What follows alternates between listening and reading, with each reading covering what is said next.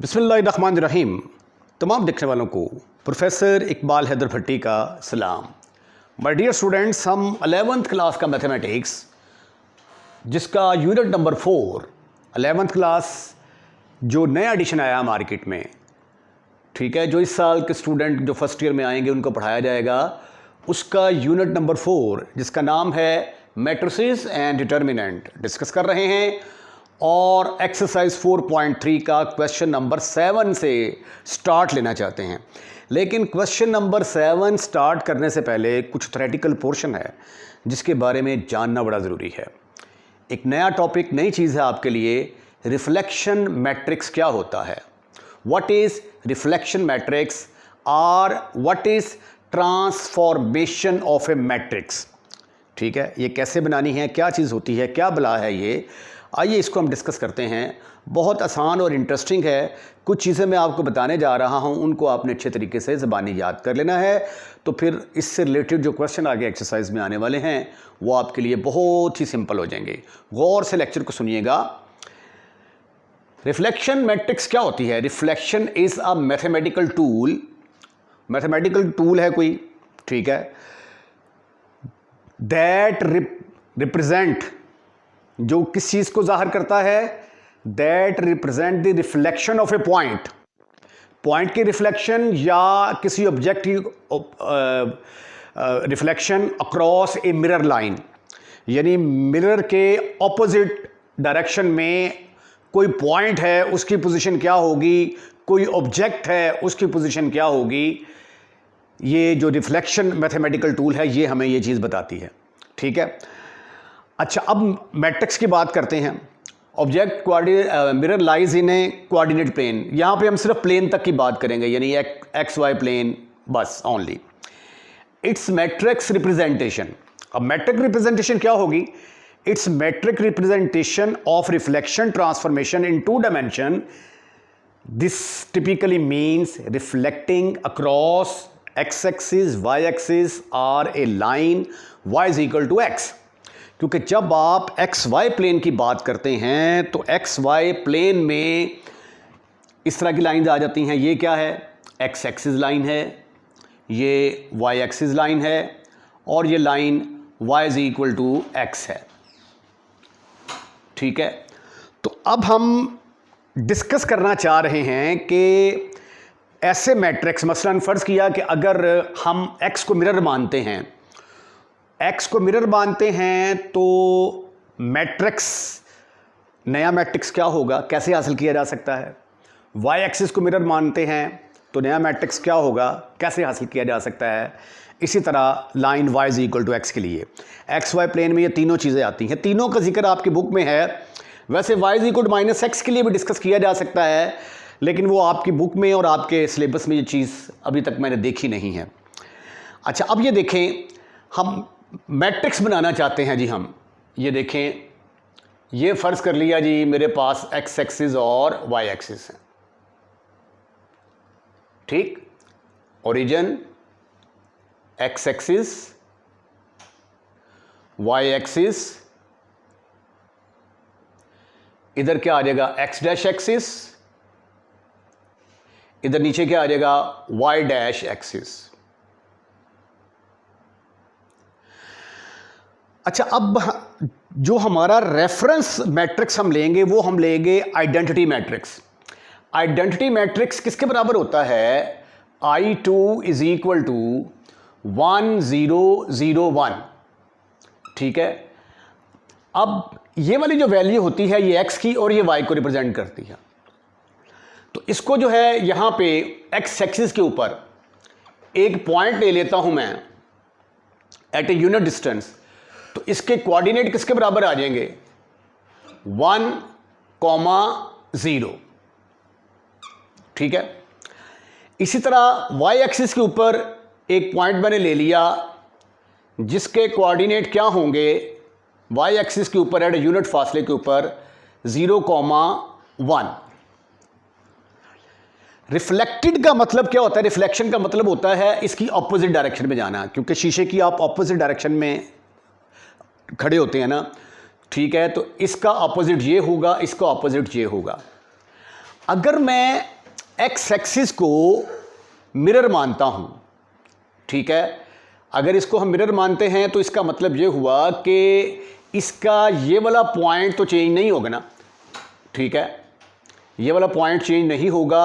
हाँ, अलबत्ता ये वाला पॉइंट मूव करके यहाँ पे आ जाएगा इसके ऑपोजिट डायरेक्शन में, और इसके कोऑर्डिनेट क्या बन जाएंगे, 0, -1। ठीक है, पहले आपके पास मैट्रिक्स था, ये मैट्रिक्स था आपके पास 1 0 0 1। ये ए पॉइंट्स के कोऑर्डिनेट को रिप्रेजेंट कर रहा था, ये ए के कोऑर्डिनेट आ गए 1 0, ये बी के कोऑर्डिनेट आ गए 0 1। ठीक है, उसके बाद जब हमने इसको आईना दिखाया तो चूंकि ये आईना है, इसकी पोजीशन तो चेंज नहीं होगी ना, ये तो वहीं पे खड़ा है आईने के ऊपर, इसका रिफ्लेक्शन मूव करके यहां पे चला जाएगा। तो B01 जो है वो किस में कन्वर्ट हो जाएगा, 0 -1 में। तो ये जो आपका नया मैट्रिक्स बनेगा, नया मैट्रिक्स जो आएगा वो क्या होगा, अब A डैश के कोऑर्डिनेट और B डैश के कोऑर्डिनेट देखें जरा क्या बन जाते हैं।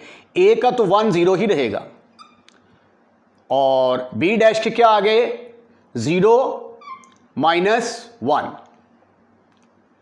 इसको डिब्बे में सॉरी स्क्वायर ब्रैकेट्स के अंदर बंद करते हैं।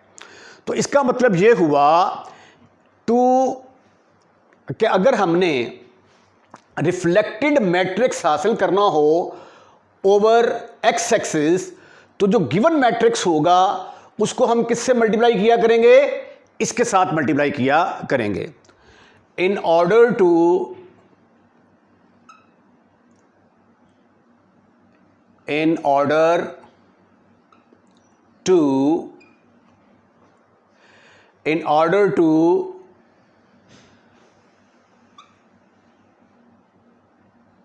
get a reflected matrix, ये जगह कम नहीं लग रही मुझे, reflected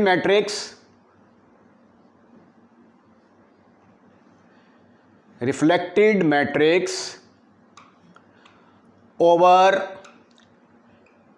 x axis multiply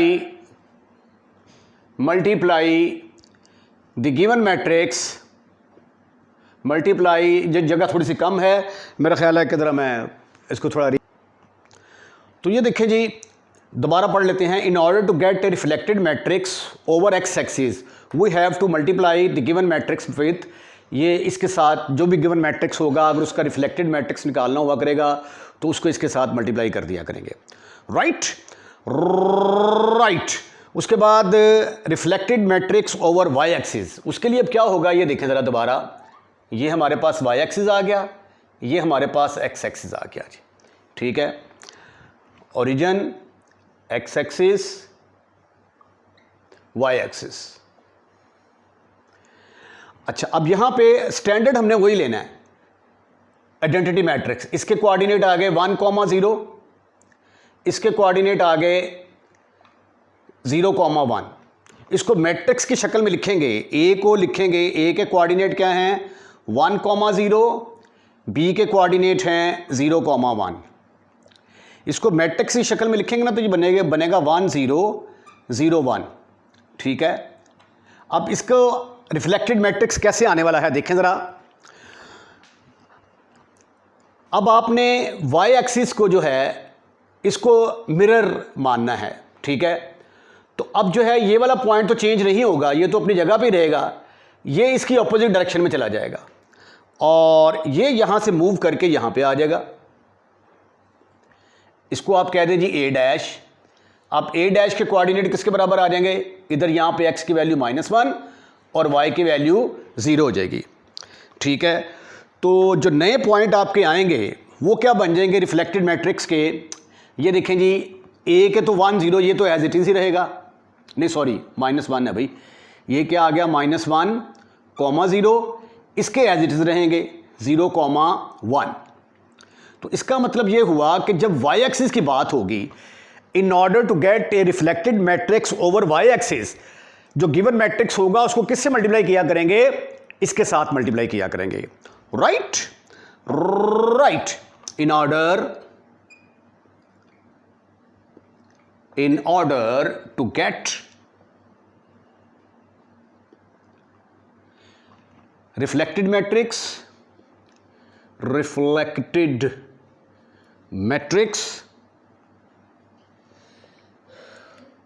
over y-axis, multiply matrix by given matrix जो होगा by मैट्रिक्स क्या है जी हमारा, -1, 0, 0, 1। अच्छा, इंटरेस्टिंग बात यह है कि देखें, जो याद रखने का तरीका है, आइडेंटिटी मैट्रिक्स है, एक्स एक्सिस के लिए एक्स एक्सिस के ओवर होगा तो ये वाला एलिमेंट 0 माइनस, और अगर वाई एक्सिस होगा तो पहले वाला माइनस। ठीक है, अब एक ही केस रह गया है हमारा, अगर लाइन y = x हो तो उसका फार्मूला क्या होगा। आइए अब हम उसको डिस्कस करते हैं। तीसरा case, reflected matrix across line y = x। Line y = x ये वाली होती है भाई, ये वाली जो पहले और तीसरे क्वाड्रेंट को बाइसेक्ट करती है, ये लाइन है y = x। अब इसने मिरर का रोल अदा करना है, तो ये देखें, इस पॉइंट के कोऑर्डिनेट क्या हैं, a, 1, 0, और यहाँ पे b के कोऑर्डिनेट क्या हैं, 0, 1। ठीक है, अब जब इसको आईना दिखाया जाएगा, ये अगर ये आईना होगा तो a रिफ्लेक्ट होके इधर चला जाएगा, b रिफ्लेक्ट होके इधर आ जाएगा, दोनों एक दूसरे की अपनी पोजीशनें चेंज कर लेंगे। ठीक है, तो ये जो पहला मैट्रिक्स था आपका 1, 0, 0, 1, ठीक है, यहाँ पे ये पॉइंट A के कोऑर्डिनेट्स हैं, ये पॉइंट B के कोऑर्डिनेट्स हैं, ये मैट्रिक्स किस में चेंज हो जाएगा, ये चेंज होके आ जाएगा जनाबे वाला 0, 1, 0, 1, ये इसकी शक्ल इख्तियार कर लेगा, यानी, और ये इसकी शक्ल इख्तियार कर लेगा 1, 0। तो therefore in order to get a reflected matrix over across the line, across या above, across y = x, इतना ही लिख लें, y = x, we have to multiply the given matrix with 0, 1, 1, 0। लो जी, ओहो, ये फार्मूले अब आपने याद रखने हैं। Right right. Question number 7, a triangle has vertices, कोई ट्रायंगल है, उसके 3 कोने दिए गए हैं ABC। Find the vertices of reflected triangle. जो रिफ्लेक्टेड ट्रायंगल है उसके वर्टिसेस आपने निकालने हैं ओवर y एक्सिस। ठीक है, अगर ओवर y एक्सिस की बात हो तो हमने किस मैट्रिक्स के साथ मल्टीप्लाई करना होता है, इस मैट्रिक्स के साथ मल्टीप्लाई करना होता है। ठीक है, तो इसके ऊपर हम यहाँ पे निशान लगा लेते हैं। तो करेंगे, क्वेश्चन को कैसे करेंगे, पहले हम इसको मैट्रिक्स की फॉर्म में लिखते हैं। The given vertices of triangles are, the given vertices of A triangle ABC are, A के कोऑर्डिनेट हैं जी आपके पास 4, 1, बी के कोऑर्डिनेट हैं -2 और 5, सी के कोऑर्डिनेट हैं आपके पास 0, -3। ठीक है, अब हमने रिफ्लेक्टिंग ट्रायंगल निकालनी है। इसका मतलब है कि हमें A डैश की ज़रूरत है, B डैश की ज़रूरत है, C डैश की ज़रूरत है। Now we write these points in matrix form। Matrix form में, क्योंकि उसने हमें कहा है कि मैट्रिक्स रिफ्लेक्शन के तरीके से निकालना है, तो लिहाजा इनको मैट्रिक्स की शक्ल में लिखते हैं। ए किसके बराबर आ जाएगा 4,1, ठीक है। बी मैट्रिक्स किसके बराबर आ जाएगा -2 और 5, ऊपर वैल्यू x की होती है, नीचे y की होती है। सी मैट्रिक्स किसके बराबर आ जाएगा 0,0 और -3 आ जाएगा, राइट। अब हमने क्या करना है, y एक्सिस के ऊपर निकालना है। Now we will find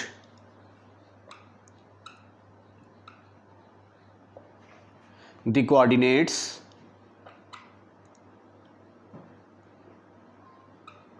of reflected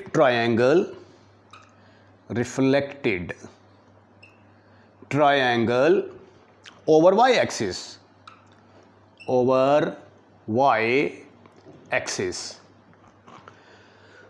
we shall multiply ABC with, किसके साथ मल्टीप्लाई करेंगे जी हम, -1 0 0 1 to get A dash B dash C dash. जो रिफ्लेक्टेड हैं उनका नाम हमने, कोऑर्डिनेट्स उसका नाम हमने A dash B dash C dash रख दिया जी। अब A डैश किसके बराबर होगा, A dash is equal to, y axis के लिए क्या यूज़ करते हैं जी, वाई एक्सिस के ऊपर करना हो तो -1, 0 0, 1, ठीक है। ये किसके बराबर, इधर क्या आएगा जी A के कोऑर्डिनेट क्या हैं 4,1, 4 और 1 आ गया जी, ठीक है जी। इसको आप P मैट्रिक्स भी कह सकते हैं, इसको आप P का नाम दे दें, ये चीज़ आगे इस्तेमाल भी होनी है, ठीक है।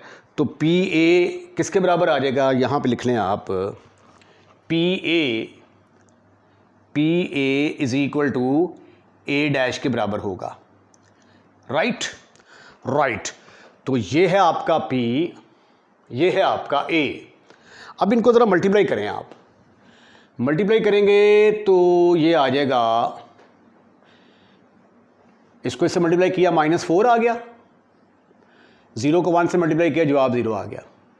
अब दूसरी रो, पहला कॉलम 0 × 4 0, 1 × 1 1, A डैश मेरे पास आ गया, A dash is equal to -4,1। तो A डैश के कोऑर्डिनेट किसके बराबर आ गए, ये मैट्रिक्स की शक्ल में था, ये कोऑर्डिनेट्स की शक्ल में आ गया -4,1, ठीक है। अब हम B डैश निकालते हैं, B dash is equal to P into B। P क्या है आपका -1,0, -1,0 0 1। B की वैल्यू आपके पास है -2 और 5, -2 और 5। अच्छा, अगर आप गौर से देखें तो चेंज कितनी आई है, ये देखें ज़रा। पहले पॉइंट था 4,1, अब आ गया है -4,1, ठीक है। अगर वाई एक्सिस होगा तो पहले क्वाड्रेंट का यानी x की वैल्यू का साइन चेंज होगा, बस, ठीक है।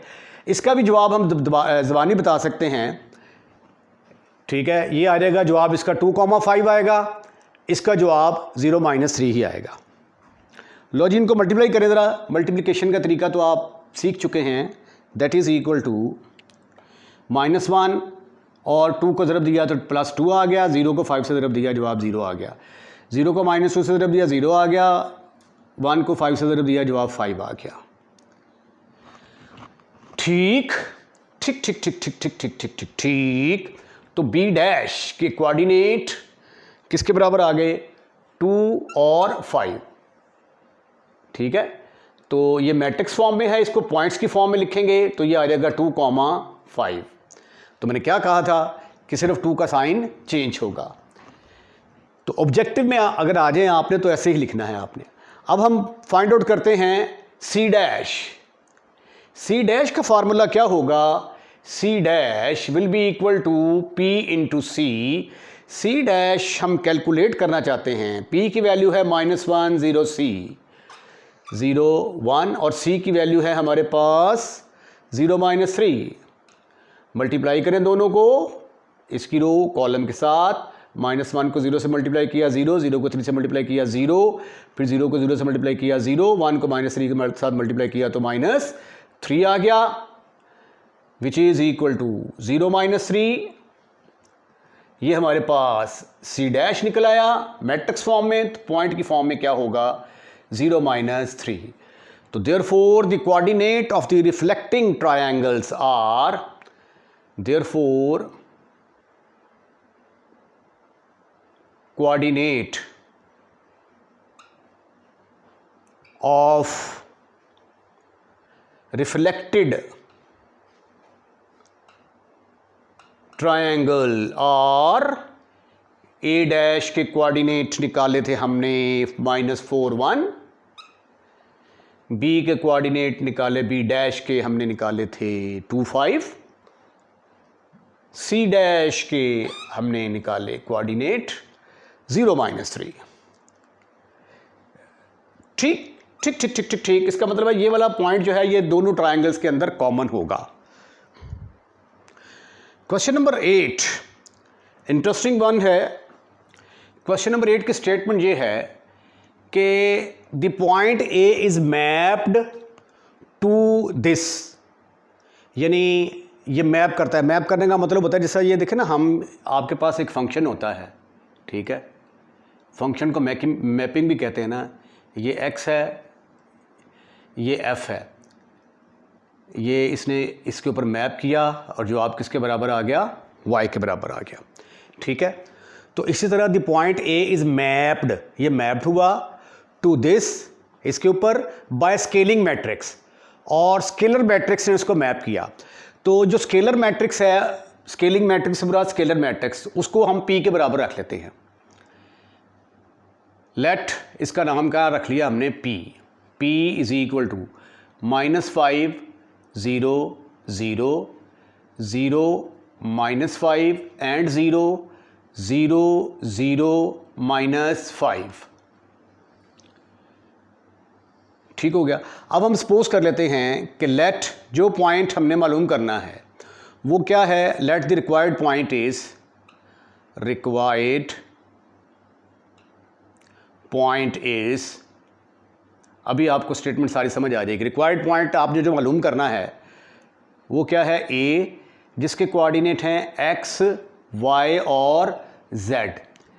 इन मैट्रिक्स फॉर्म इसको हम कैसे लिखेंगे, इन मैट्रिक्स फॉर्म में हम इसको कैसे लिखेंगे, ए मैट्रिक्स इज इक्वल टू, पहले x के कोऑर्डिनेट आ जाएंगे, फिर y के कोऑर्डिनेट आ जाएंगे और फिर z के कोऑर्डिनेट्स आ जाएंगे। अच्छा, उसके बाद अब ये देखिए क्या है कि पॉइंट ए के, the point A is mapped to, यानी जब इसके ऊपर मैप होता है तो जवाब ये आता है। मैप किससे होता है, इससे, यानी इसका मतलब है कि पी ने जब ए के ऊपर अमल किया तो जवाब आया आपका ए डैश, ठीक है। असल में वो ये कहानी बता रहा है, जिस तरह ये एफ के ऊपर एक्स ने अमल किया तो जवाब आया वाई, इसी तरह पी ने मैप किया ए के ऊपर तो मैप्ड एलिमेंट आपका किसके बराबर आ गया, इसके बराबर आ गया, राइट। तो ए जो है ये हमने मालूम करना है। उसके बाद the point A is mapped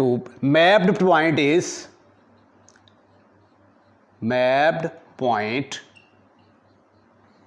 is a dash के नाम के साथ उसको याद रखा जाएगा और उसके कोऑर्डिनेट हैं 30 20 और -5। इन मैट्रिक्स फॉर्म ये किसके बराबर आ जाएगा, इन मैट्रिक्स फॉर्म में इसको हम कैसे लिखेंगे, A dash is equal to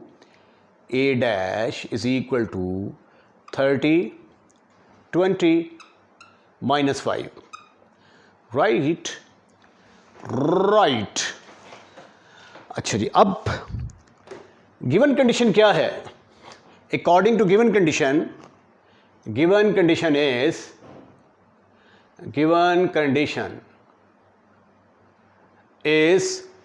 low जी, पी ने जब स्केलिंग मैट्रिक्स से मैप होता है ने जब ए के ऊपर अमल किया तो जवाब आया आपका ए डैश, और पी आपके पास है ये स्केलर मैट्रिक्स की शक्ल में -5 0 0 0 -5 एंड 0 0 0 -5,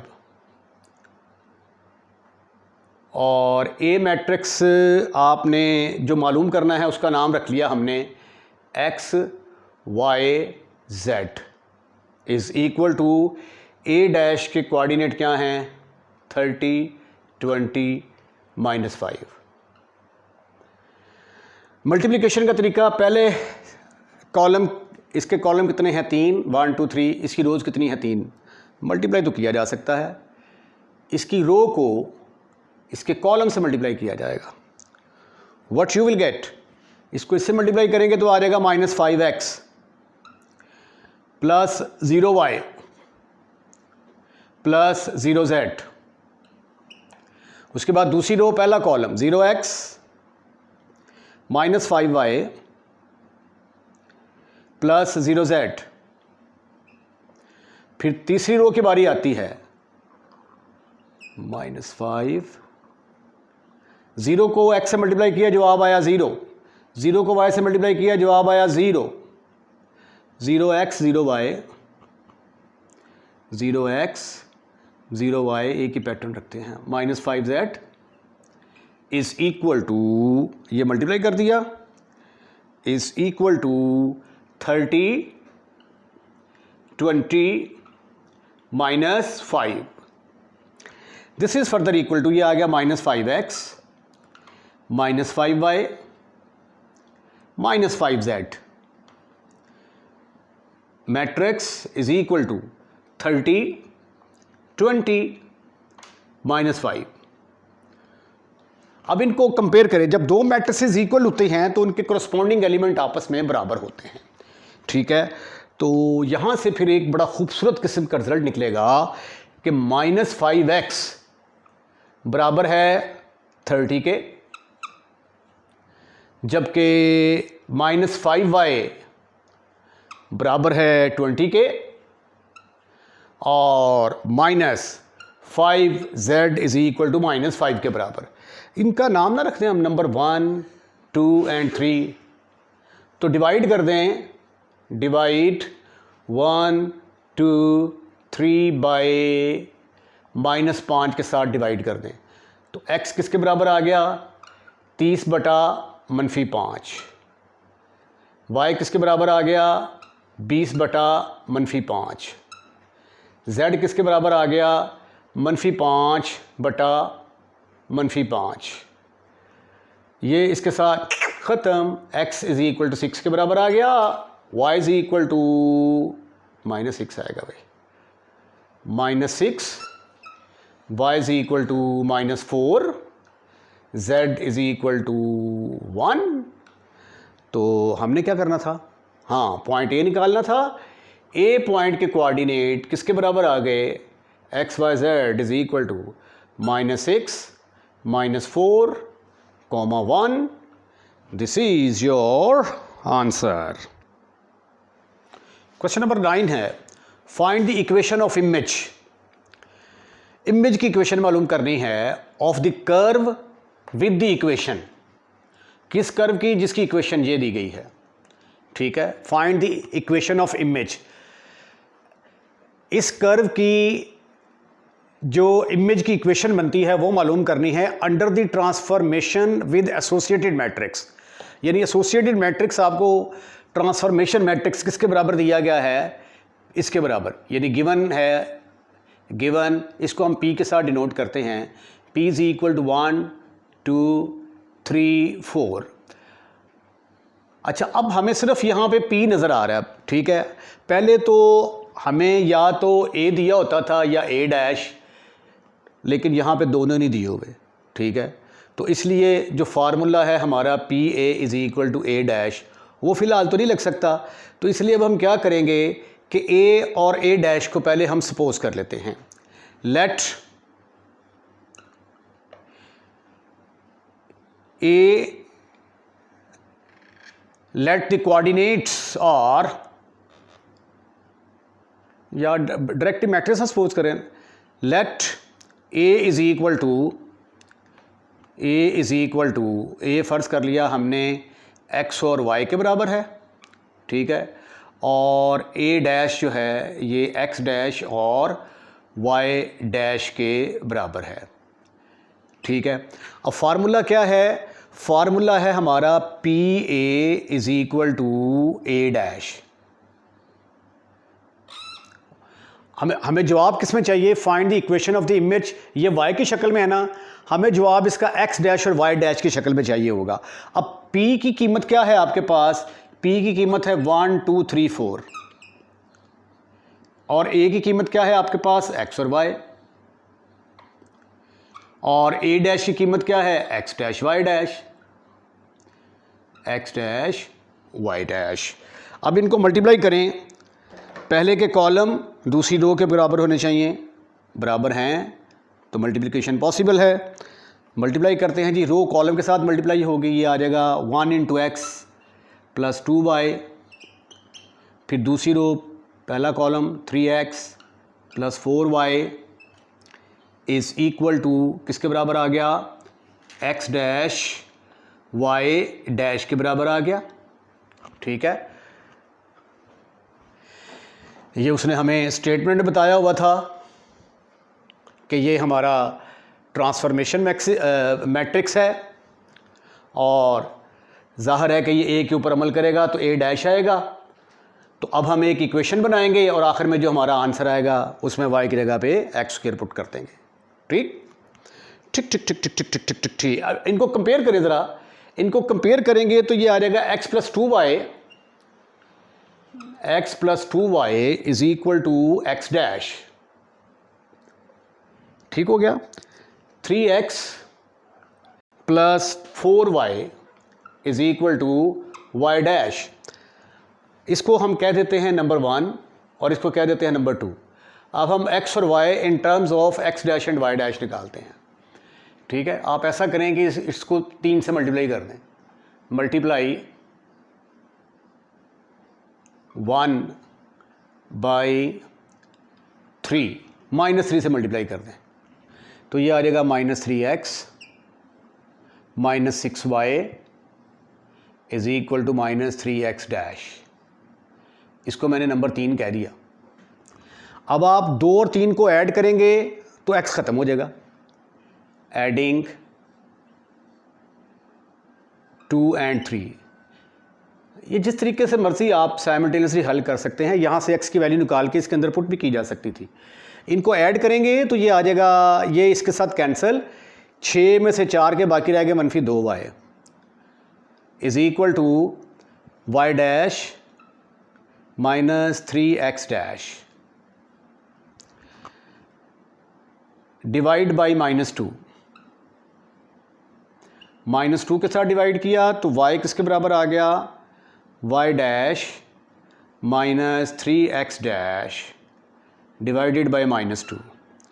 अब माइनस से जब मल्टीप्लाई होगा ये वाला प्लस हो जाएगा, 3x डैश, ये वाला माइनस हो जाएगा ओवर 2। ये हमारे पास y की वैल्यू आ गई, y की वैल्यू आ गई। इसको हम पैकिंग कर लेते हैं, इसकी डब्बा पैक कर दिया, ठीक किया ना। अच्छा जी, उसके बाद अब ये y की वैल्यू उठाकर आप 1 में पुट कर दें या 2 में पुट कर दें, या आप इसको -2 से मल्टीप्लाई करके इसके अंदर ऐड कर दें। नाउ मल्टीप्लाई 1, क्योंकि हमने x और y की values in term of x dash y dash निकालनी है। अब इनके कोफिशिएंट बराबर करते हैं। Multiply 1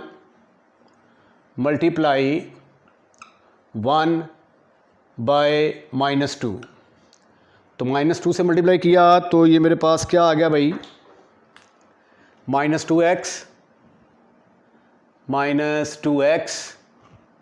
-4y is equal to -2x dash, ठीक है।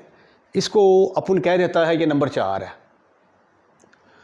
और ये नंबर 2 थी, 3x जमा 4y is equal to y dash, ये नंबर 2 थी। ठीक है, अब इन दोनों को ऐड करेंगे तो y कट जाएगा, एडिंग 4 and 2, 2x में से 3x गए, बाकी रह गया x, ये इसके साथ cancel, -2x dash plus y dash, right. ये हमारे पास x आ गया जी, x की वैल्यू आ गई, y की वैल्यू आ गई। अब गिवन कर्व क्या है? गिवन कर्व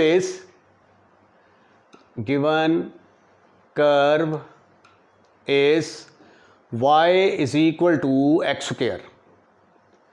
ठीक है, अब y जो है इसका नाम मैंने रख दिया, इसको कह देते हैं जी हम a, और इसको हम कह देते हैं b। तो using a and b, using a and b, a और b का इस्तेमाल करेंगे। तो अब देखिए ये कर्व किसके बराबर आ जाएगी, पहले x और y में थी, अब इसको x डैश और y डैश में कन्वर्ट कर रहे हैं, और इसी कर्व को हमने मैप करना था। Find the equation of the image of the curve, यानी इसकी निकालनी थी, हमने इमेज निकालनी थी।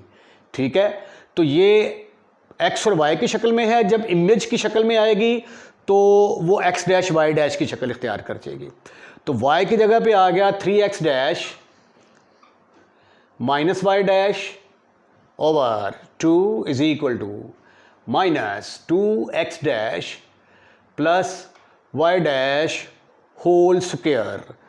This is your answer.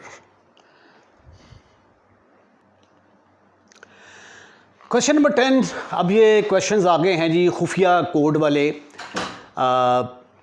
Complex number में भी हमने इस तरह के क्वेश्चन किए थे।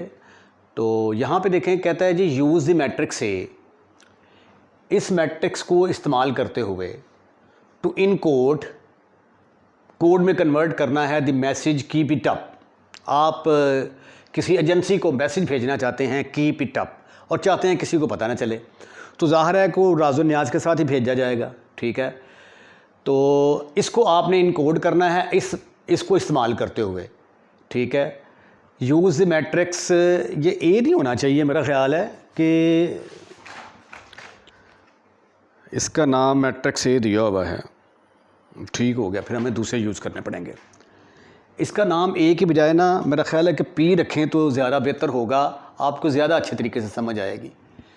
बुक में ए दिया हुआ है, मैंने इसका नाम पी रख लिया ताकि आपको ज़रा अच्छे तरीके से समझ आ जाए।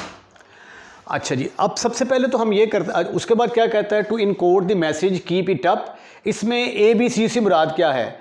यहाँ पे अब हमारा अल्फ़ाबेट होता है ना, ए से मुराद 1, बी से मुराद 2, सी से मुराद 3, डी से मुराद 4, ई से मुराद 5, 6, इसी तरह ये आ जाएगा 7, 8, 9, जे से मुराद 10 से मुराद जे होगा, के की पोजीशन 11 पे है, इसकी 12 पे है, एल की, एम की 13 पे है, एन की 14 पे है, ओ की 15 पे है, पी की 16 पे है, क्यू की 17 पे है, आर की 18 पे है, एस की 19 पर, ये 20 और ये 21 पर आ गई, इसकी पोजीशन 22 पर, ये 23 और ये 24, ये 25 और ये 26 अल्फ़ाबेट हैं 1 से लेकर 26 तक।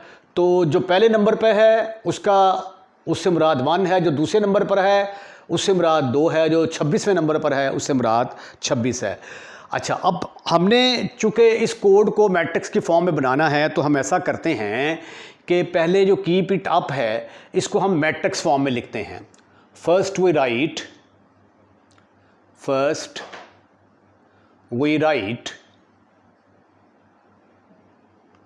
Keep it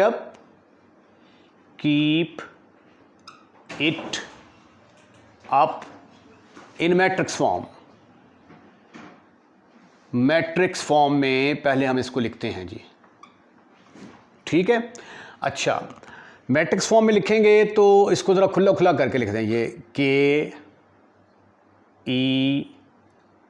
E P I T U P. अच्छा, अब हमने इसका बनाना है मैट्रिक्स। के की पोजीशन क्या है, यहाँ पे के देखें, के है 11वें नंबर पर पाया जा रहा है, ठीक है। तो इसके नीचे आ जाएगा 11। के से मुराद 11, ई से मुराद ई कौन से नंबर पे पाई जा रही है, 5वें नंबर पर, तो इसकी जगह पे आ जाएगा 5। पी की पोजीशन देखें, पी कहाँ पे है, 16वें नंबर पर पाई जा रही है, तो पी की जगह पे आ जाएगा 16। राइट। आई की जगह पे क्या आएगा, 9। और टी की जगह पे हमारे पास है 20, इसकी जगह पे आ गया 20। यू की जगह पे है हमारे पास 21 और पी एक मरतबा फिर 16 के बराबर आ गया, ठीक है। अगर आप वो लिखना नहीं चाहते तो आपने मसलन पी को कैलकुलेट करना है ना, तो फिंगर्स पे भी कैलकुलेट कर सकते हैं आप। A B C D E F G H I J K L M N O P, यानी पूरा चक्कर लगाया 15 और एक 16, ठीक है। अब आपने E कैलकुलेट करना है, A B C D E, 1 2 3 4 5वीं जगह पे आया। ऐसे भी कैलकुलेट कर सकते हैं या लिख के सामने रख लें, गलती का चांस ख़त्म हो जाएगा आपके पास, ठीक है। अब चूंकि हमारे पास ये ऑर्डर 3 रोज़ 3 कॉलम वाला है, तो अब हम इसके 3 मैट्रिक्स बनाते हैं। एक मैट्रिक्स हम रख लेते हैं जी इसका ए मैट्रिक्स मैंने फ़र्ज़ कर लिया बराबर है 11, 5 और 5 का, ठीक है। यानी जो लफ्ज़ थे इनके मैंने मैट्रिक्स बना लिए ए। उसके बाद अगला क्या है, बी, इसका नाम बी रख देते हैं। 16 9 20, 16 9 20। उसके बाद सी बना लेते हैं हम 21 और 16। अब आगे कोई है ही नहीं, तो उसकी जगह पे हम 0 ले लेते हैं। कोई एलिमेंट नहीं, कोई पोजीशन नहीं, इसका मतलब है 0। अब ये हमारे पास मैट्रिक्स आ गया जी। अब इसका नाम मैंने रखा था पी मैट्रिक्स है हमारे पास, P = 1 0 1। अच्छा, बुक में ना उसने ए दिया हुआ है, अगर मैं यहाँ पे ए ले लेता हूँ ना, तो फिर जो फार्मूला हम चलाते आ रहे हैं ना, PA = A', उसमें आपको याद करने में तकलीफ़ का सामना करना पड़ेगा, ठीक है। अगर इसको मैंने ए कह दिया तो फिर इसको मुझे B C D करना पड़ेगा, तो फिर मुझे डेफिनेशन लगानी पड़ेगी जी, A × B = B', ठीक है। तो ये आपको ज़रा समझ आने में थोड़ी सी प्रॉब्लम होगी, तो इसलिए मैंने इसका नाम P रख दिया है ताकि आपको समझ ज़रा अच्छे तरीके से आ जाए। लो जी, P है हमारे पास 1 0 1 2 -1 एंड 1 0 1 2, ठीक हो गया जी। अब हमने इस मैट्रिक्स को एज इट यूज़ करना है, use matrix P to encode. इसको बनाते हुए इस मैट्रिक्स को यूज़ करते हुए हमने कोड बनाना है। तो आइए कोड बनाते हैं जी। पहले हम निकालते हैं A'। कैसे निकालेंगे, A' का फार्मूला है हमारे पास, A' =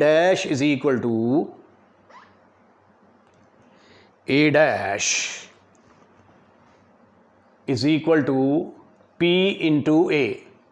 P × A = A' या PA = A', बात एक ही है ना।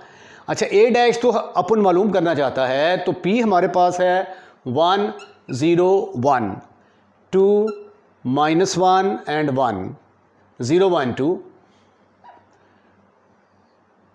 A मैंने किसका नाम रखा था, 11 5 5, 11 5 5। लो जी, अब ये मैट्रिक्स बन गया है, इसको आपने मल्टीप्लाई करना है। मल्टीप्लिकेशन के लिए रो को कॉलम के साथ मल्टीप्लाई किया जाता है, तो आइए इसको मल्टीप्लाई करने की कोशिश करते हैं। तो ये आ जाएगा, 1 को 11 से मल्टीप्लाई किया, 11 आ गया, +0 +1 5 और 5। दूसरी रो पहला कॉलम 11 दूना 22 -5 = 5 0 जमा 5 जमा 10, 2 0 5 10। ए डैश मेरे पास आ गया, किसके बराबर आया? 11 से 5 16, 5 5 से कट गया 22, 10 से 5 15। ए डैश निकाल लिया। अब हम बी डैश निकालते हैं जी। B dash will be equal to, B dash is equal to P into B. B है हमारे पास P P P P P P क्या है जी? पी की वैल्यू पुट कर दें आप 1 0 1 1 0 1, 2 -1 1, 0 1 2 0 1 2 इंटू बी की वैल्यू है आपके पास 16 9 20, 16 9 20।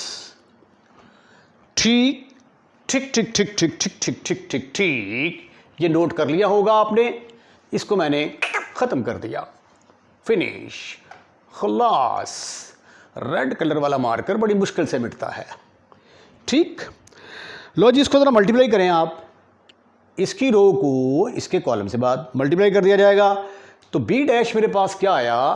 B dash is equal to, B dash is equal to 1 को 16 से मल्टीप्लाई किया, 16 आ गया। 0 को 9 से मल्टीप्लाई किया, 0 आ गया।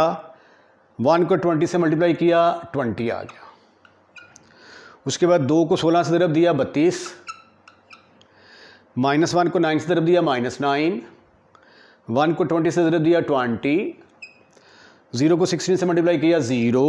1 को 9 से 9, 2 को 20 से 40। तो बी डैश किसके बराबर निकलाया?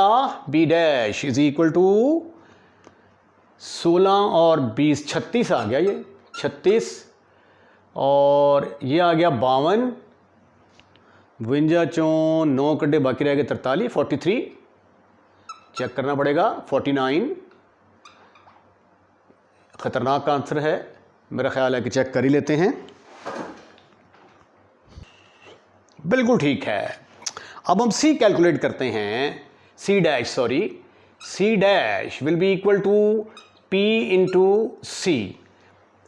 पी हमारे पास है 1 0 1, 2 -1 एंड 1, 0 1 एंड 2। सी हमने यूज़ किया था 21 16 और एक उधार लिया था 0। 21 16 0। आइए इनको मल्टीप्लाई करने की कोशिश करते हैं। कोशिश की आपने तो मल्टीप्लिकेशन के 1 को 21 से ज़रब दिया तो जवाब 21 आ गया। 0 को 16 से ज़रब दिया, जवाब 0।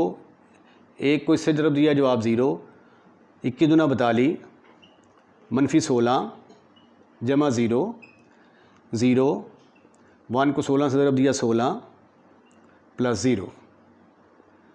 This is further equal to C dash is equal to 21 और 26 से 10, 36 से 6 42, 26 26 आ जाएगा और ये 16 आ जाएगा। ठीक है, तो जो कोड बना मैट्रिक्स की फॉर्म में वो क्या बना? कोड आया जी हमारे पास, पहला है ए हमने निकाला 16 22 15, ठीक, और साथ आ जाएगा बी का क्या निकाला था आपने? 36 43, 36 43 49, और तीसरा आपने निकाला है 21 26 16, 21 26 16। लो जी, ये लिख के वो भेज देगा और जब उसको खोल के देखेगा तो पता चलेगा लिखा हुआ है कीप इट अप। अब अगला क्वेश्चन जो है वो इसका बिल्कुल इन्वर्स होगा। ठीक है, उसमें हमें इस तरह की चीज़ दी होगी तो हमने उसको खोल के देखना है कि उसका मतलब क्या है। क्वेश्चन नंबर 11 थोड़ा लेंथी क्वेश्चन है, लेकिन पहले हमने इनकोड किया था, इस तरह के मैट्रिक्स बनाए थे। अब इसको डी कोड करना है। जो मैट्रिक्स यूज़ हुआ है वो ये वाला है। ठीक है, तो आइए देखते हैं इसका तरीकाकार क्या है। जो गिवन मैट्रिसेस हैं पहले हम उनको लिख देते हैं। Decode messages, decode message is, ये है जी हमारे पास 11, 20 और 43 और 25, 10, 41, 22, 14 और 41। ठीक हो गया। अच्छा, इनका नाम हम रख लेते हैं जी, ये है हमारे पास ए डैश, क्योंकि ये जो जवाब हमारा आया था A dash, B dash, C dash में आया था। ए डैश किसके बराबर है? 11, 20, 43। बी डैश किसके बराबर आएगा? ए तो चूँकि हम इस्तेमाल कर रहे हैं ना, मेरा ख्याल है कि ए को यहाँ पे ए डैश ना लें, बी से शुरू करें जी। B dash, B dash C dash is equal to 25, 10, 41 और D dash is equal to 22, 14 और 41। ठीक हो गया।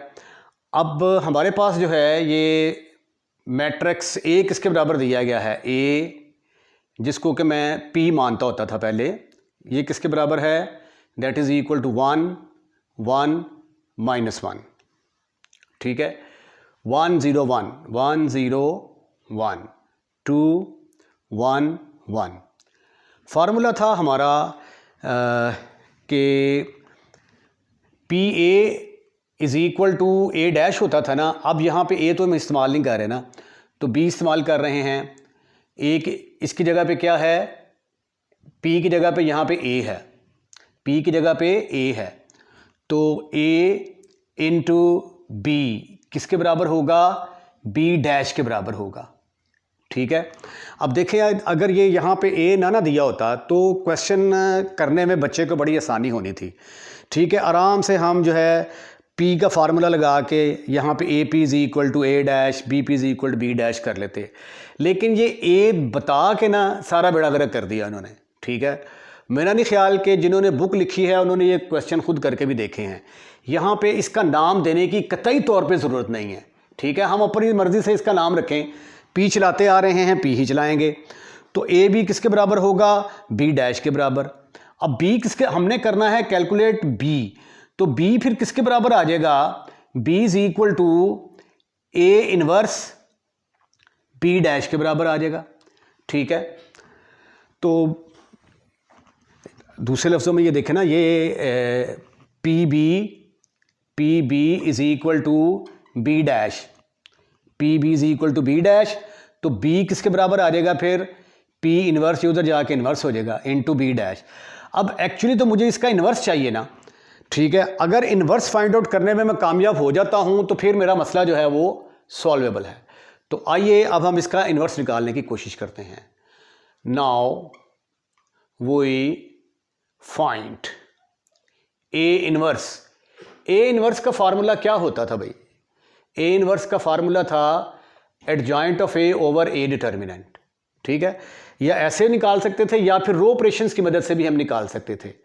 ठीक है, इधर आपको दिया हुआ है रो ऑपरेशन अप्लाई करके इसको आइडेंटिटी मैट्रिक्स बनाए, जो इधर आएगा वो ए इनवर्स होगा, लेकिन उसमें गलती के चांसेस होते हैं। Now we find A inverse. A inverse के लिए एडजॉइंट ऑफ ए चाहिए और ए डिटर्मिनेंट चाहिए। आइए पहले हम ए डिटर्मिनेंट निकाल के रख लेते हैं। A determinant will be equal to 1, 1, -1, 1, 0, 1, 1, 0, 1, 2, 1, 1, 2, 1, 1। ठीक हो गया। इसको एक्सपेंड कर दें from R1, expand from R1। Expand किया तो ये आ गया 1 इंटू, ये कॉलम ख़त्म, ये रो ख़त्म, 0, -1, फिर आ गया -1 आ गया, ये कॉलम ख़त्म, ये रो ख़त्म, 1, -2, फिर प्लस आना था लेकिन इस माइनस की वजह से माइनस हो गया, 1 इंटू, ये कॉलम ख़त्म, ये रो ख़त्म, 1, -0 आ गया। This is further equal to -1, ये -1 आएगा, इससे मिलके जमा 1 हो गया, ये -1 -1 जमा 1 कट गया आपस में, आंसर आ गया -1 नॉट इक्वल टू 0। इसका मतलब है कि इसका इन्वर्स एग्जिस्ट करता है। ठीक है, अब हमने निकालना है adjoint of A. Adjoint of A निकालने के लिए हमें मैट्रिक्स ऑफ कोफैक्टर निकालना पड़ेगा। Now we find matrix of cofactor. Now we find matrix of cofactor. Matrix of cofactor, तो कोफैक्टर कैसे निकालते थे बरखुरदार? A11 इज इक्वल टू -1 की पावर 1 + 1 इंटू ये वाला कॉलम ख़त्म, ये वाला रो ख़त्म, ये वाला कॉलम ख़त्म, ये वाला रो ख़त्म, आपके पास आया 0 1 0 1 1 1। इसको सिंप्लीफाई कर लेते हैं हम, -1 की पावर 2 + 1 के बराबर आ जाएगा, 1 इंटू 0 -1, जवाब आ गया -1। अब हम A12 निकाल लेते हैं, उसकी वैल्यू आ गई -1 की पावर 1 + 2। A12 की पोजीशन ये वाली है।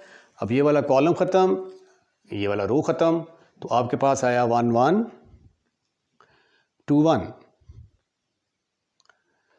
ये आ गया -1 1 - 2, एक में से 2 गया, बाकी रह गया -1, -1 से ज़रब खा के जवाब आ गया +1।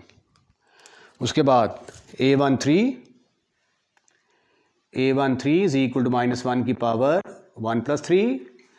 अब की बार ये वाला कॉलम ख़त्म, ये वाला रो ख़त्म, 1 0 2 1 1 0 2 1, -1 की पावर 4 + 1 आ जाएगा, 1 - 0, आंसर इज़ 1। उसके बाद A21 निकालते हैं हम। A21 इज इक्वल टू -1 की पावर 2 + 1। A21 की पोजीशन ये वाली है। ठीक है, ये वाला कॉलम ख़त्म, ये वाला रो ख़त्म, तो ये आ गया 1 - 1 1 - 1 1 1, तो -1 की पावर 3 ऑड है, जवाब नेगेटिव आ गया, 1 + 1 1 + 1 2 -2, आंसर आ गया जी। ठीक है, इसी तरीके से अब हम A22 A23 बाकी सारी वैल्यूज़ जो है वो निकाल लेते हैं। राइट।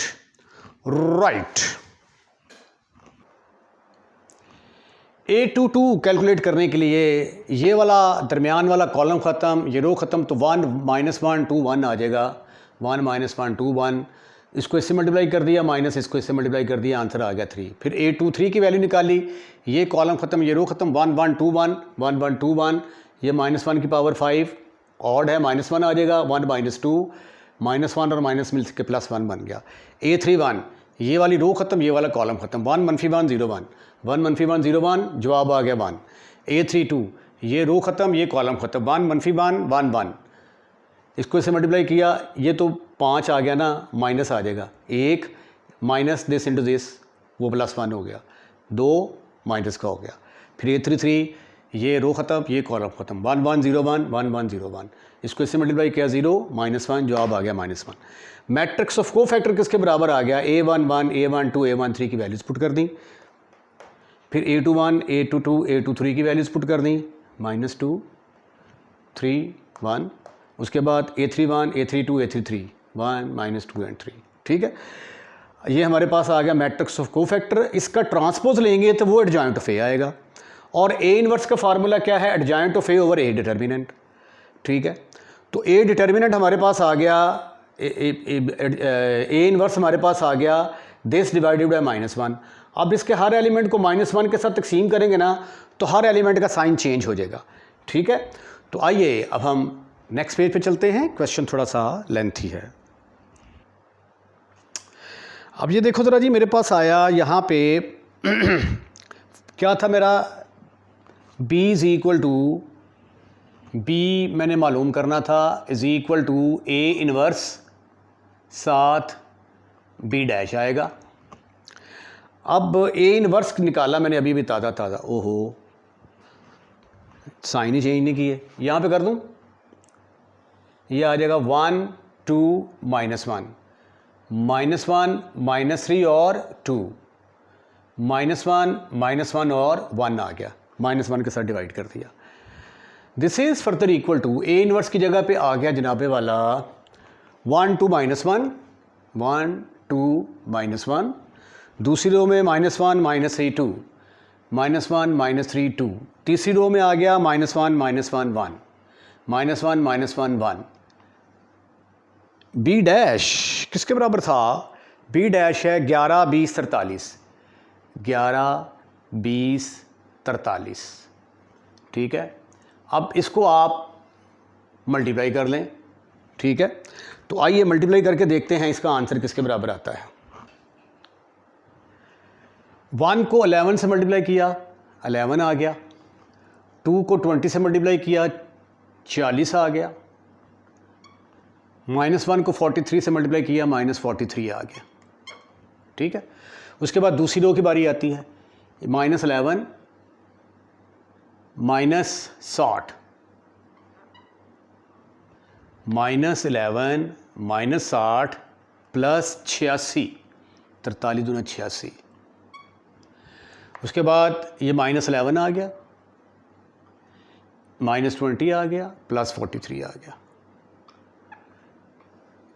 ठीक है, इसको आगे लिखते जाते हैं, मेरा ख्याल है।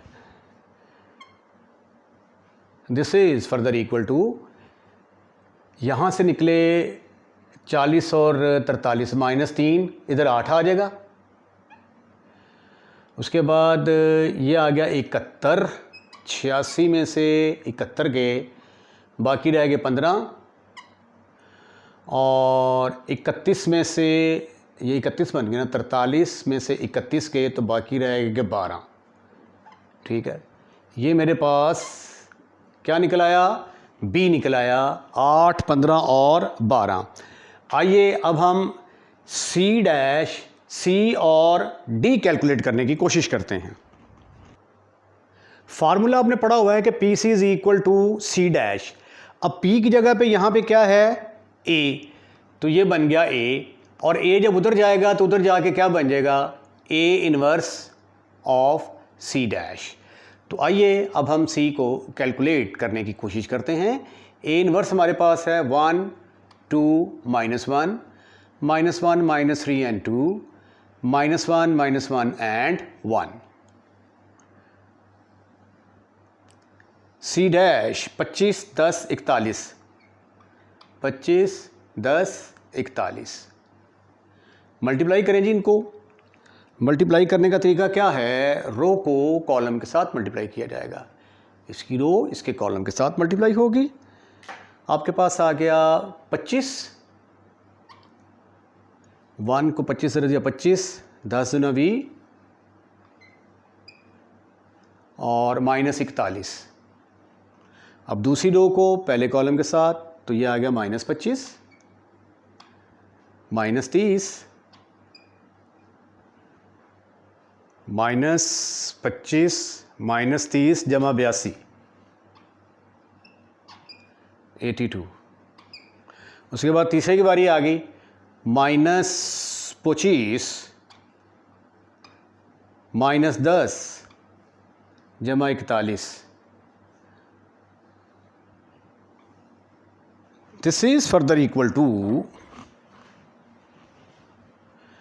This is further equal to किसके बराबर आया? ये 45 में से 42 किए तो बाकी रह गए 3, 55 82 में से 55 गए तो 12 5 के बाकी रह गए 7, इतने रह गए 7 7 5 बाकी 27। उसके बाद ये 35 और 6 41। ठीक हो गया। अब बारी आती है डी डैश की। डी ये मुझे रेस करना पड़ेगा। डी डैश को मैं पहले यहाँ पे लिख लेता हूँ 22 14 41। ठीक है, डी मैंने डायरेक्ट कर दिया है। D is equal to A inverse D dash के बराबर आ जाएगा। तो D is equal to A inverse की कीमत पुट कर दी, डी डैश मल्टीप्लाई किया तो मेरे पास 9 18 और ये 5 आ गया। अच्छा, मेरे पास ये आए हैं जी वैल्यूज़, वहाँ 1 2 3। ठीक है, अब यहाँ से हमने इसको डी कोड करना है। तो आइए डी कोड करने की कोशिश करते हैं। मेरे पास जो आए हैं मैट्रिक्स वो एक आया है मेरे पास 8, 15 और 12।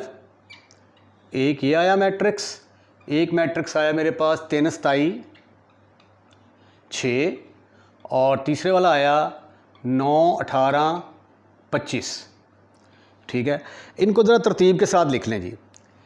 8, 15, 12, उसके बाद फिर आ गया 3, 27, 6, 3, 27, 6, 9, 12, 18, 9, 18 और 5। ठीक है, अब हमारे पास ABC की पोजीशन क्या है वो ज़रा देखते हैं। देखिए, हमें बताया गया था कि ए में पहली पोजीशन पर है तो 1 की जगह पे ए लिखा जा सकता है, बी की जगह पे 2, सी की जगह पे 3। तो अब देखते हैं जी, यहाँ पे पहला नंबर क्या है जी 8। 8 पे क्या है, यहाँ पे H है। ठीक है, यहाँ पे हम लिखेंगे जी H। उसके बाद 15 पर है O आ गया। उसके बाद 12 के ऊपर है L, 12 के ऊपर आ गया L, HOL। उसके बाद 3 के ऊपर क्या है, 3 के ऊपर है C, 20 के ऊपर डैश है और 6 के ऊपर है F और 9 के ऊपर है I और 18 के ऊपर है R और 5 के ऊपर है E।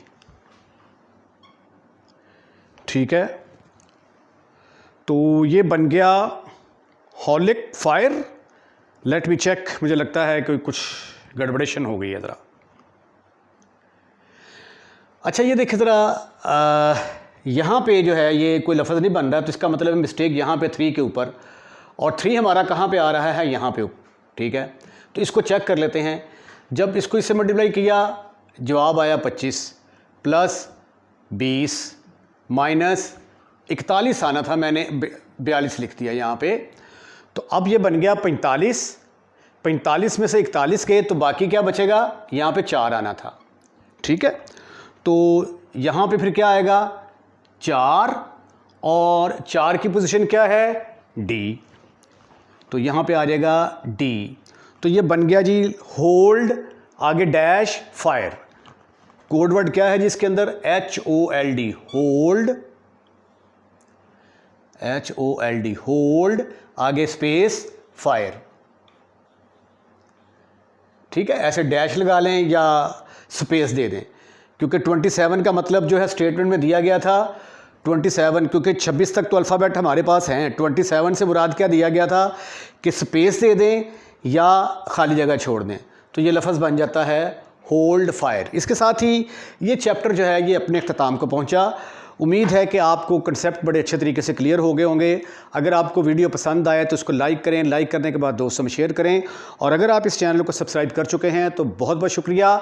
अगर नहीं किया तो पहली फुर्सत में हमारे इस चैनल को सब्सक्राइब करें। अपना ख्याल रखिएगा, अगली वीडियो का इंतज़ार कीजिएगा। अल्लाह हाफिज़।